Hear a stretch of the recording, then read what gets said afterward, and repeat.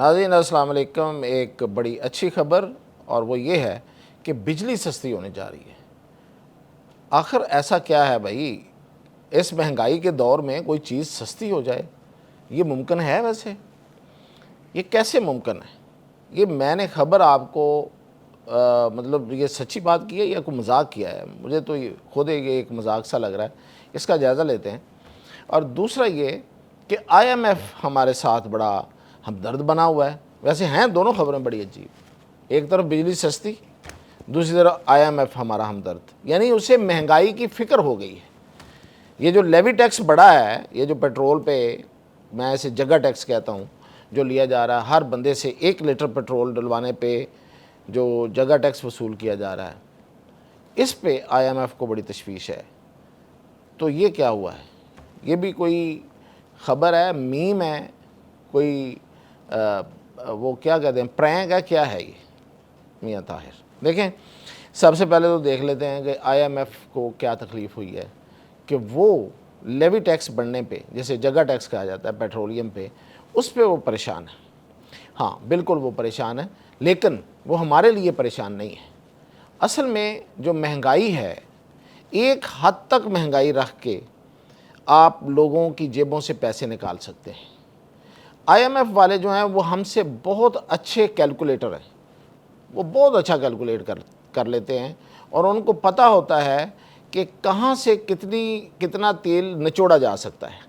اتنا تیل نہ نکال لیا جائے کہ نڈال ہو کے ہی بندے گرنا شروع ہو جائیں،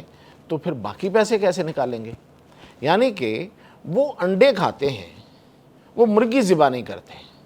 وہ کہتے ہیں سونے کے انڈے لے لو، مرغی ذبح نہ کرو۔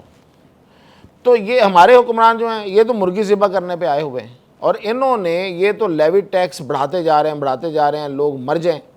ان کی بلا سے۔ انہوں نے ان کی اپنی نالائکیاں ہیں، اصل میں یہ نالائکی ہے جس کو وہ اس طرح سے پورا کر رہے ہیں، یعنی کہ وہ ٹیکس اکٹھا نہیں کر سکے جہاں سے کرنا چاہیے تھا۔ اس کی بہت سی ریزنز میں نے آپ کو بتائی ہیں، جیسے کہ اس میں مسلم لیگ نون کا ووٹر سپورٹر ہے،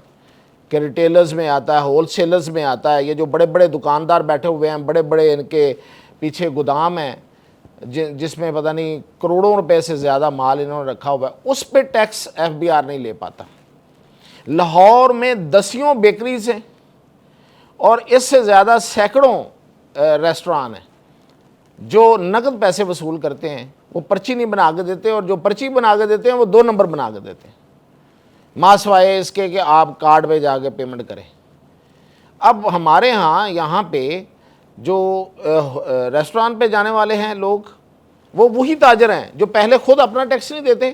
پھر وہ نقد پیسے جیب میں ڈال کے اتنی دتھیاں 5-5 ہزار کی وہ جیب میں ڈال کے وہ ایک بازاروں پہ بیٹھ کے کاٹن کا سوٹ پہن کے وہ ریسٹوران میں چلے جاتے ہیں، پورا جناب خانوادہ ساتھ لیا ہوتا ہے، اور ادھر ایک آرڈر ہوتا ہے ایک لمبا چوڑا جس پہ 50-50 ہزار روپے کا ایک دن کا ایک ٹائم کا بل بن جاتا ہے، اور پھر وہ جو بل ہے وہ جیب سے نکال کے وہ ادا کیا جاتا ہے۔ کوئی کارڈ شارڈ نہیں ہے، اس لیے کہ وہ خود اس پروسیس سے ہے ہی نہیں، ان کا کاروبار ہی ٹیکس اور آن لائن جو ان کی رجسٹریشن ہے کاروبار کی، اس سے باہر ہے، یعنی کہ وہ پاکستان کے ٹیکس نیٹ سے باہر ہیں، وہ باغی ہیں، وہ اس نظام کے باغی ہیں، اس کو کوئی نہیں پکڑ سکتا، وہ جگے ہیں اس نظام کے۔ تو وہ اسی لیے پھر وہ جہاں جاتے ہیں وہ پیٹرول ڈلواتے ہیں، وہ جا کے ریسٹورنٹس میں جاتے ہیں، وہ شاپنگ کرتے ہیں، دل کھول کے کرتے ہیں، وہ امپورٹڈ چیزیں خریدتے ہیں الفتح پہ اور اس طرح کے سٹوروں پہ جا کے، ان کے بچے اور وہ، لیکن وہ نقد پیمنٹ ہو رہی ہوتی ہے۔ اور نقد پیمنٹ جو ہے، یہ یاد رکھیے، یہ ہمارے ٹیکس نیٹ میں نہیں جاتی ہے، اور جب ٹیکس نیٹ میں نہیں جاتی ٹیکس وصول نہیں ہوتا۔ جب ٹیکس وصول نہیں ہوتا، کن سے بلا؟ اب دوبارہ یاد کریں، میں تھوڑا سا رپیٹ کرتا ہوں، کن سے وصول نہیں ہوتا؟ یہ بڑے بڑے سٹوروں سے، یہ بڑے بڑے ہول سیلر سے، یہ بڑے بڑے تاجروں سے، یہ بڑے بڑے دکانداروں سے۔ جب ٹیکس وصول نہیں ہوتا تو پھر حکومت نالائق، حکومت جان بوجھ کے آنکھیں بند کرتی ہے، کچھ اپنے ووٹر سپورٹر کو بچانے کے لیے، کچھ رشوت، اور کچھ پھر ان کی اپنی سسٹم کی نالائکی، اور وہ جو بوجھ ہے وہ میرے اور آپ سے وصول کیا جاتا ہے۔ یعنی کہ ہم 1 لیٹر پیٹرول پہ لیوی ٹیکس دیتے ہیں، اور وہ جگہ ٹیکس اس لیے لگتا ہے کہ وہ جو خسارہ ہوتا ہے نا، جو آئی ایم ایف نے کو برداشت نہیں ہے، جو آپ ٹیکس وصولی سے پیسے اکٹھے نہیں کر سکے، تو وہ پھر آپ اس طرح سے لوگوں کی جیبوں میں ہاتھ ڈال کے آپ جگہ ٹیکس لیتے ہیں پیٹرول پمپوں پہ، اور اس سے آپ اپنے بجٹ کا خسارہ پورا کرتے ہیں۔ اس پہ آئی ایم ایف کو تکلیف ہوئی ہے۔ تکلیف ان کی یہ ہے کہ بھئی ٹیکس کیوں نہیں لے رہے؟ یہ جو اس طرح سے ٹیکس لے رہے ہیں، اس سے تو جو عام آدمی ہے جس کی قوت خرید پہلے ہی ختم ہو چکی، ابھی آپ دیکھیں یہ عید پہ کیا حالات، میں اور آپ سب گواہ ہیں اس چیز کے، نہ مارکیٹوں پہ رش ہے، نہ منڈیوں میں، مویشی منڈیوں میں کہیں کوئی لوگ جانے کو تیار ہیں، لوگ جا ہی نہیں رہے، باہر سے پوچھ کے ایک دوسرے سے، اچھا اتنے کا مہنگا، اتنے کا بکرا، اتنے کی گائے، اتنے کا بچڑا، نہیں بھئی گنجائش ہی نہیں ہے، بس رہنے دیں۔ اور اس دفعہ دیکھیے گا آپ، یہ میں پہلے پریڈکشن دے رہا ہوں کہ یہ حصے کی قربانیوں میں اضافہ ہوگا، جو لوگ اپنے بکرے شکرے لے کے قربانیاں کرتے تھے وہ بہت کم ہو جائے گی، سخت ہی نہیں ہے۔ اور ویسے بھی میرا ذاتی خیال ہے کہ لوگوں کو اپنے پہ بوجھ نہیں ڈالنا چاہیے، یہ قربانی آپ کی ہمت اور سخت کی قربانی ہے۔ اگر آپ کے پاس ہمت نہیں ہے، آپ کے پاس اس کی گنجائش نہیں ہے، تو نہ دیں آپ قربانی۔ میں مولوی نہیں ہوں، لیکن اتنا ضرور جانتا ہوں کہ یہ حج اور یہ قربانی جو ہے وہ آپ کو اللہ نے جو دیا ہے، جو آپ کی جیب میں ہے اس میں سے ہے، اور اگر وہ نہیں ہے تو زور زبردستی نہ کریں، اپنے بچوں کا رزق نہ چھینیں اس شو آف کے سلسلے میں۔ اس لحاظ سے یہ شو آف ہو جاتا ہے، ویسے تو یہ قربانی ہے، یہ فرض ہے اور بڑا ثواب کا کام ہے، لیکن اگر آپ اپنے زور زبردستی اپنے ساتھ کریں گے، اپنے بچوں کا رزق تنگ کریں گے، تو پھر یہ ٹھیک نہیں ہے۔ تو یہ ہے اصل میں جس کی وجہ سے آئی ایم ایف جو ہے وہ پریشان ہے، اور بجلی جو ہے وہ واقعی سستی ہو رہی ہے۔ اس کی وجہ بھی بتا دیتا ہوں آپ کو، اس میں ان کا کوئی کمال نہیں ہے حکمرانوں کا، یہ ہمارے ساتھ کوئی کسی قسم کی رعایت نہیں کرتے۔ اصل میں ہوا یہ ہے کہ سسٹم میں بجلی مہنگی ہوتی کیوں تھی، اس کی 2 ریزنز ہیں۔ ایک وجہ تو ہے آئی پی پیز، یہ جو مہنگی بجلی تیار کرنے والے کارخانے ہیں، ان کی وجہ سے یہ بجلی مہنگی ہوتی تھی، اور دوسری وجہ یہ ہے کہ یہ جو بجلی ہے یہ ہمیں امپورٹڈ کول، یعنی کہ جو کوئلہ باہر سے ہم منگواتے ہیں اس سے بھی تیار ہوتی تھی کچھ بجلی گھروں میں، اور کچھ میں یہ تیار ہوتی ہے ایل این جی پہ، جو کہ آج کل بند ہے،